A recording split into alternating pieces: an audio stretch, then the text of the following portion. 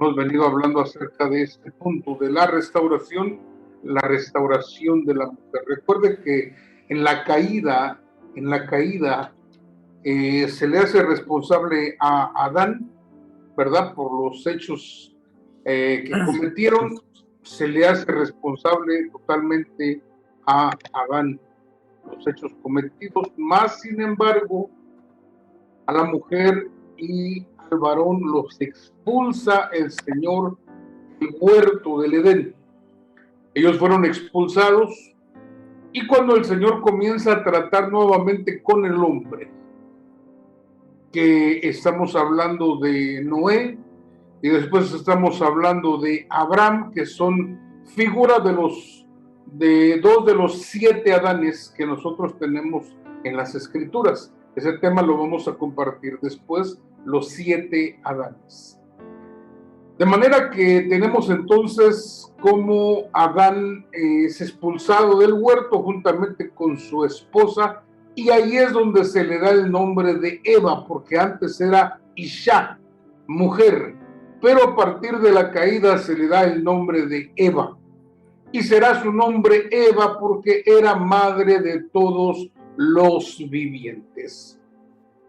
De manera que salen expulsados, comienza Dios a tratar nuevamente con ellos, pero vemos que en el tabernáculo no se le da la participación a la mujer.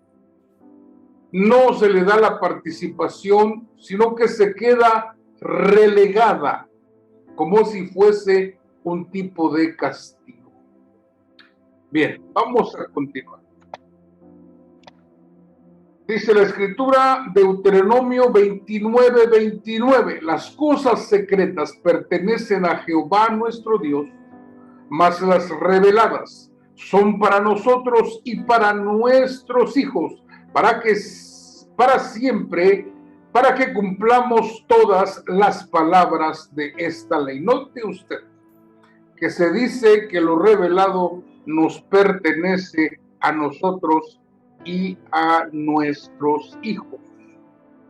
De manera que tenemos un privilegio que los que amamos a Dios y le buscamos, podemos encontrar en él revelación. Bien, la restauración de la mujer, recuerde nuestra base, Isaías 54:7, por un breve momento te abandoné, pero te recogeré con grandes misericordias. Con un poco de ira escondí mi rostro sobre ti. Por un momento, pero con misericordia eterna tendré compasión de ti, dijo Jehová, tu Redentor. Mire qué poderosa es esta palabra, mis amados estudiantes, como el Señor declara desde el principio. Recuerde que Isaías, mis amados estudiantes, es como si fuese una Biblia completa. El libro de Isaías tiene 66 capítulos, así como la Biblia tiene 66 libros. De manera que se le conoce a Isaías como la Biblia del Antiguo Testamento. Y en estas se esconden misterios muy poderosos, el cual estamos hablando esta noche. Dice, por un breve momento le está hablando a una entidad femenina. Por un breve momento te abandoné, pero te recogeré con grandes misericordias. Con un poco de ira escondí mi rostro de ti. Por un momento, pero con misericordia eterna tendré compasión de ti, dijo Jehová, tu Redentor. Bien, vamos a hacer un recordatorio, mis amados estudiantes, de las 7 cosas que tenía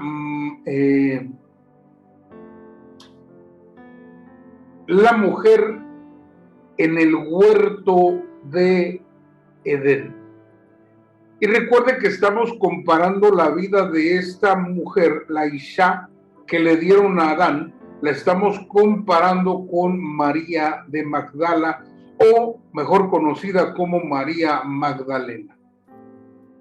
Bien, recordemos que entonces la mujer en el huerto tenía 7 cosas que fueron las que perdió, 7 aspectos muy importantes. Número 1, perdió su posición sacerdotal. Recuerde que en el huerto es una ayuda idónea. Y en el reino la mujer es coheredera con el varón, coheredera de las que han de heredar todas las cosas del Señor Jesucristo, así como el hombre también es coheredero con el Señor Jesús. Ellas son coherederas.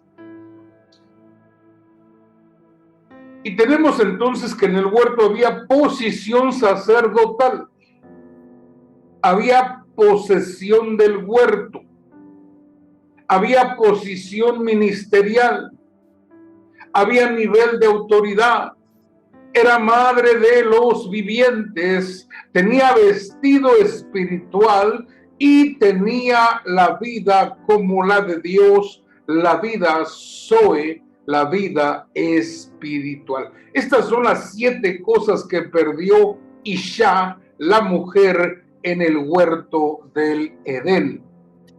Ahora bien, vamos a comparar esta vida con 7 cosas que también suceden en la vida de esta mujer llamada María Magdalena. Muchos de los historiadores tratan de hacer una conjetura donde menciona que es o fue la mujer de Jesús, lo cual es una cosa aberrante. ¿Por qué? Porque nosotros sabemos que el Señor no vino a reproducirse como los demás hombres, porque Él venía con una misión exclusiva.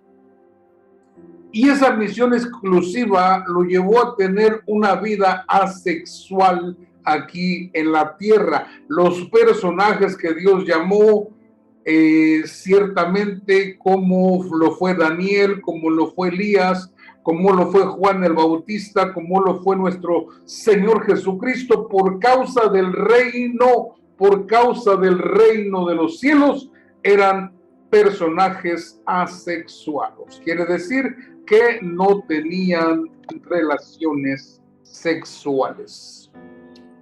Entonces, mis amados, a través de la revelación, nosotros vemos que María de Magdala, fíjese qué tremendo, había 7 cosas que también sucedieron con ella. Número 1, mis amados estudiantes, vayan anotando por favor, María de Magdala era una discípula de Jesús. Lucas capítulo 8, verso 2 dice: y algunas mujeres que habían sido sanadas de espíritus malos y de enfermedades, María, que se llamaba Magdalena, de la cual habían salido 7 demonios. De manera que los que fueron liberados, aquellos que fueron sanados por el poder de Dios, mis amados estudiantes, en ese grado de agradecimiento, en ese nivel de gratitud, la gente quiere servirle al Señor, pero no se le puede servir al Señor sino primero pasa por un discipulado. De manera que esta mujer se convierte en una discípula del Señor, digna de estar entre los apóstoles.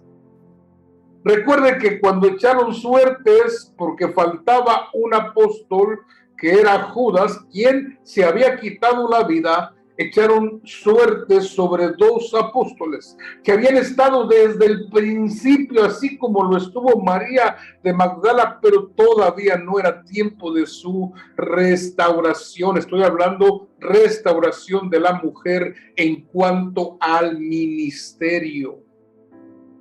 El Señor vino para reformar todas las cosas. vino reformando la doctrina, vino reformando el culto, vino reformando la adoración. Hay 7 cosas que el Señor vino reformando y una de ellas es poder restaurar a la mujer en el ministerio, que tome su lugar que antes le había sido dado. Como coheredera, como ayuda idónea, pero que se encontraba en un nivel sumamente mayor del cual se encuentra en estos tiempos. De manera que tenemos una discípula digna, mis amados, discípula digna. Cuando Jesús encontró a los apóstoles, dice la Escritura que el Señor les reclamó y les dijo acerca de su fe, de su falta de fe, pero no le reclamó María de Magdala. Por eso digo que era una digna discípula para tomar el nivel de un apóstol del Señor, pero no era tiempo para María de Magdala. Estamos en tiempos de restauración hasta el día de hoy. Bien, tenemos entonces aquí, mis amados estudiantes, el punto número 1, que después de su liberación, ella se convierte en un discípulo del maestro, pues había sido sanada y había sido liberada de 7 aspectos. Los 7 aspectos que tenía la mujer en el huerto del Edén. Esta María de Magdala, después de haber sido liberada de estos 7 demonios que habían tomado posesión de lo que le había sido entregado a ella, entonces ella comienza a dar una escalada muy interesante. Bien, si usted tiene preguntas, recuerde que no se limite al hacerla.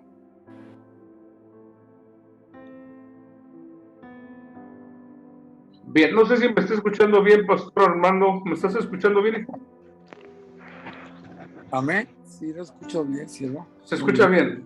Sí. Vamos al segundo aspecto que le sucede a María de Magdala.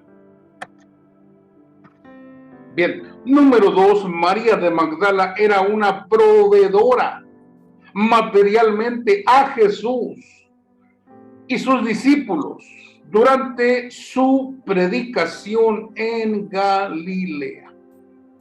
Recuerde que es una restauración como género y es una restauración como ente espiritual femenina, que es la iglesia del Señor Jesucristo. En esta María de Magdala podemos ver estos 7 aspectos también, pero nos estamos enfocando en la restauración de la mujer como género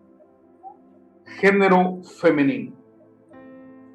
Bien, tenemos entonces el punto número 2. María de Magdala era una proveedora materialmente a Jesús y sus discípulos durante su predicación en Galilea. Lucas capítulo 8, verso 3, Juana, mujer de Chuza, intendente de Herodes, y Susana y otras muchas que le servían de sus bienes, y también se menciona a María de Magdala entre estas mujeres. Bien, enigmática mujer. Número 3, mis amados estudiantes, María de Magdala era muy importante dentro del grupo de discípulos.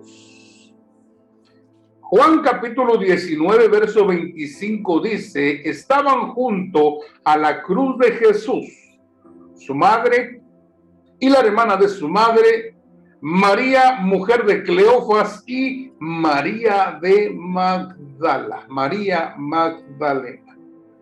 La pregunta es, mis amados estudiantes, ¿por qué se encontraba ella al pie de la cruz? En la crucifixión, ¿por qué se encontraba ella? Ahora, recuerden que eran multitudes los que seguían al maestro, multitudes. Ahí andaba entre las multitudes un discípulo llamado José de Arimatea, que fue el que pidió el cuerpo a Poncio Pilato y le fue concedido. Quiere decir que había muchos discípulos que estaban siguiendo al maestro en su peregrinación al Monte Calvario. Y que tenían la oportunidad de poder estar allí, pero no era decisión de ellos. No era decisión de la población, no, señores. Era decisión de las leyes romanas.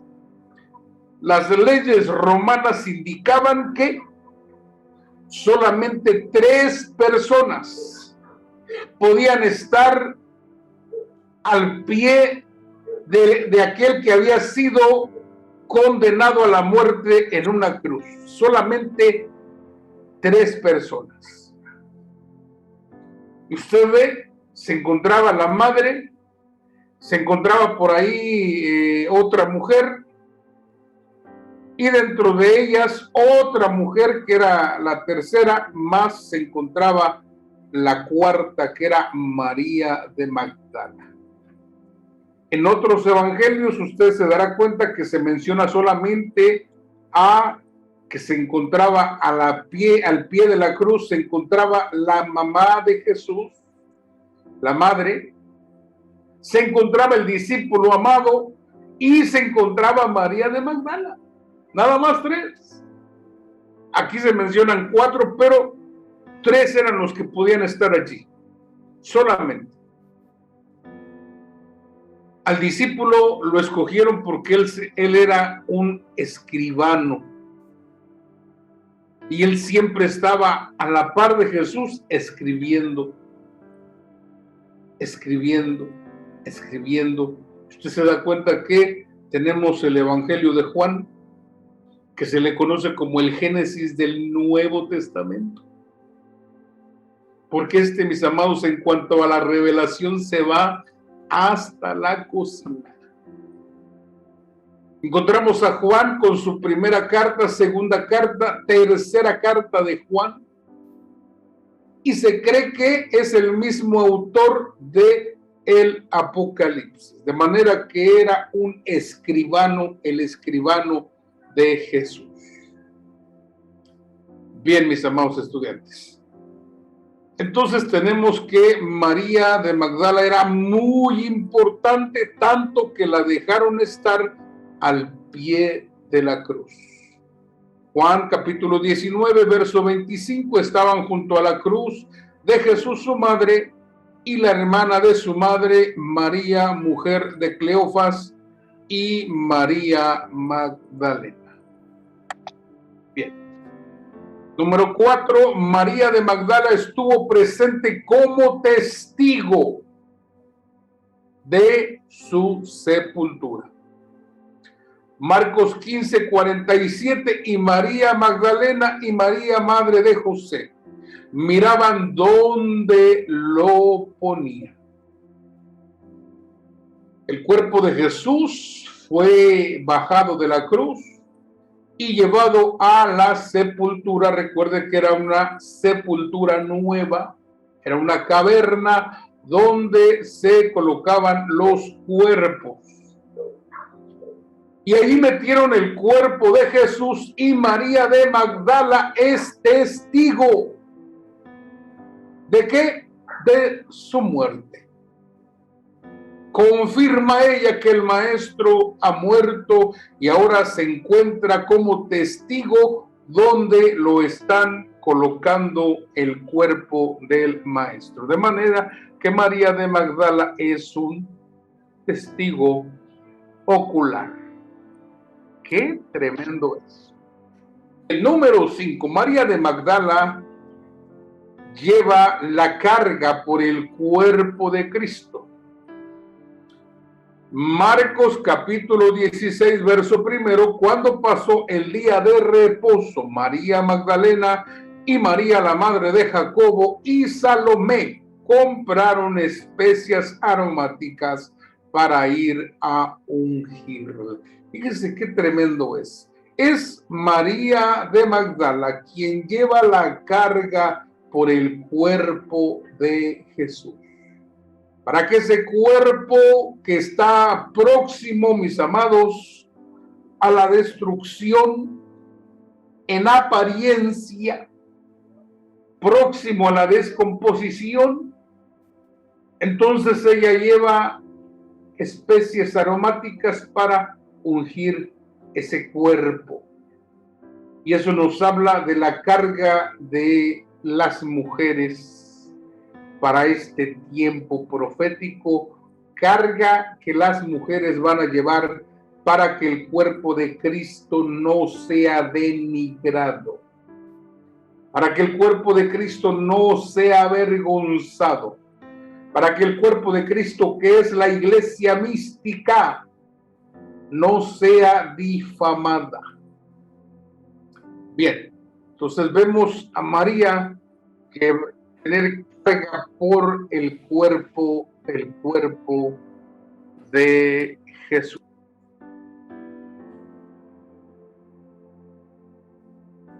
Bien, número 6. María de Magdala tiene la primicia de la resurrección. Mire qué tremendo es. Juan capítulo 20, verso 15, Jesús le dijo: mujer, ¿por qué lloras? ¿A quién buscas? Y ella, pensando que era el hortelano, que quiere decir que era el jardinero, le dijo: Señor, si tú lo has llevado, dime dónde lo has puesto, y yo lo llevaré. Jesús le dijo: María. Volviéndose a ella, le dijo: Raboní, que quiere decir maestro. Fíjese qué cosa más tremenda. Jesús vuelve de entre los muertos. Tremendo. Y María de Magdala recibe la primicia de la resurrección. Recuerde que yo le dije al principio que el Señor reprochó la falta de fe de los discípulos. ¿De quiénes? De todos. Pero María de Magdala no le reclamó absolutamente nada. No le reclamó nada. Mas, sin embargo, recibe la primicia de la resurrección. No me toques, ¿por qué no he subido al Padre? Porque ese cuerpo tenía que ser glorificado para poder estar delante del Padre, porque carne y sangre no heredan el reino de los cielos. Y de esta manera poder subir a lo más alto, a lo sumo, para que a él se le dé todo el reino, el gobierno y la autoridad hasta el tiempo de la restauración de todas las cosas. Bien, tenemos entonces otra posición de María de Magdala, que es la que tiene la primicia de la resurrección. Bien, número 7, María de Magdala tiene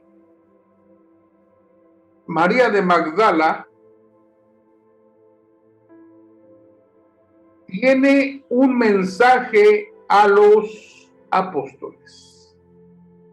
Wow. Juan capítulo 20, verso 17, Jesús le dijo: no me toques, porque aún no he subido a mi Padre, mas ve a mis hermanos y diles: subo a mi Padre y a vuestro Padre, a mi Dios y a vuestro Dios. Verso 18, entonces María Magdalena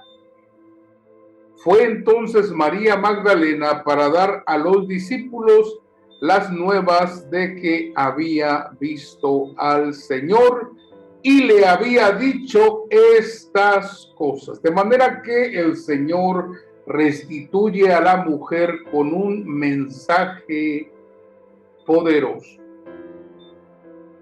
un mensaje poderoso. Mire qué tremendo es.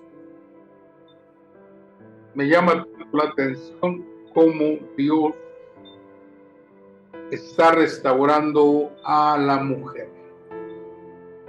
La está restaurando sacerdotalmente, la está restaurando ministerialmente, la está restaurando en un nivel de autoridad. En un nivel de autoridad no estoy diciendo que va a estar por encima de lo establecido, no. No, jamás. Lo establecido por Dios, por Él fue puesto.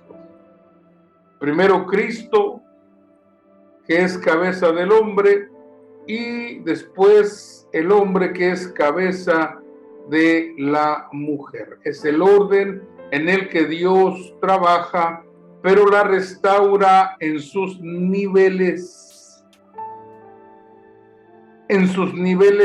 de autoridad hacia la creación, hacia el mundo de tinieblas o el reino de tinieblas, el cual también debe sujetarse porque lleva el nombre de Jesús. Y vemos a María de Magdala entonces con un mensaje a los apóstoles. Eso quiere decir que el Señor la restaura al nivel apostólico en este último tiempo. Se cuenta que María de Magdala comienza desde el principio hasta el final, y al final es cuando la envían con un mensaje a los apóstoles. Entonces la mujer va a llegar al nivel apostólico para poder entregar un mensaje no solamente a la iglesia, sino que es un mensaje también para el mundo, un mensaje para los que han de ser salvos, los salvados. Bien, quiero mostrarle un verso que aparece en el libro de los Salmos. Se me extravió, no lo alcancé a colocar, pero quiero que usted lo lea conmigo. Salmos 68. Por favor, Pastor Armando, ayúdame a leerlo por allí. Salmo 68, vamos a leerlo, mis amados estudiantes.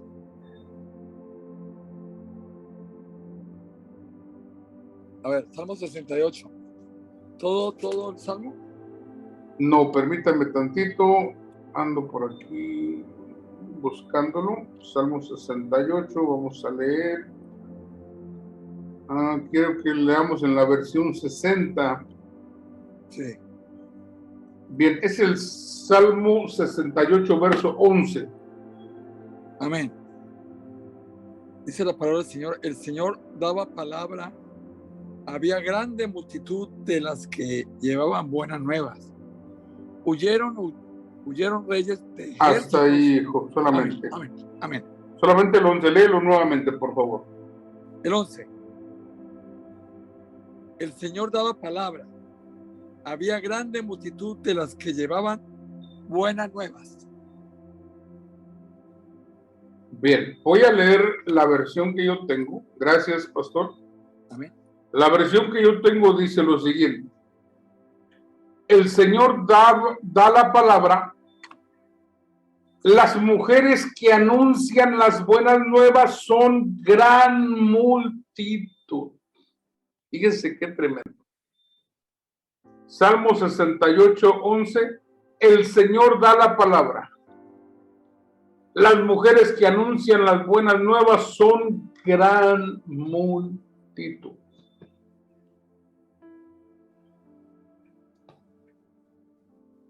Y esto nos habla de la restauración ministerial de la mujer. ¿Para qué? Para dar la palabra. Fíjese qué tremendo.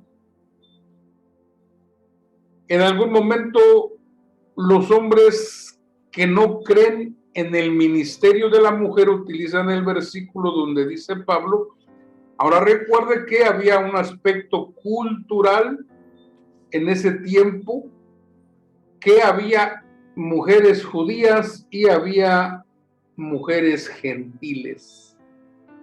La gentil tenía derecho como el varón de hablar, de opinar, pero en la cultura de los judíos la mujer no podía hablar a menos que se le diese la palabra, se le preguntase algo o se requiriera algún asunto. Entonces había un aspecto cultural. Y es por eso que Pablo menciona que la mujer no debe de hablar en las congregaciones. Recuerde que eran multitudes de personas. Ahora, otro aspecto que también menciona Pablo, dice, porque no salió la mujer del varón, sino que del varón salió la mujer. Pablo está hablando de orden, y el orden siempre debe de cuidarse dentro de las congregaciones. ¿Por qué? Porque aún a la mujer se le da su restauración, pero no por ello es mayor de lo que ha sido establecida, sino que es coheredera con el varón y también es ayuda idónea para que los dos cumplan una sola misión. Pero siempre el responsable será su cabeza, el varón. Bien, yo quedo pendiente, mis amados, para culminar el tema. Me falta culminar el tema. Voy a hablar al respecto del ministerio de la mujer en el Antiguo Testamento. Vamos a ver en el Nuevo Testamento. También mujeres, y vamos a culminar con la iglesia como una autoridad espiritual en los lugares celestiales. Bien, termino, mis amados, algunas preguntas que tengan, Pastor Armando, Pastor Víctor, preguntas al respecto. Ok, la palabra habla de la mujer como varona, ¿verdad? Varona en el libro de Génesis, ¿es correcto? Sí, es varona, pero si tú te vas al original hebreo, en el original dice Isha. Oh, correcto. Es una Isha. La Isha es mujer. Adán es el Ish, que es el varón, el hombre. Y ella es Isha, que es la mujer.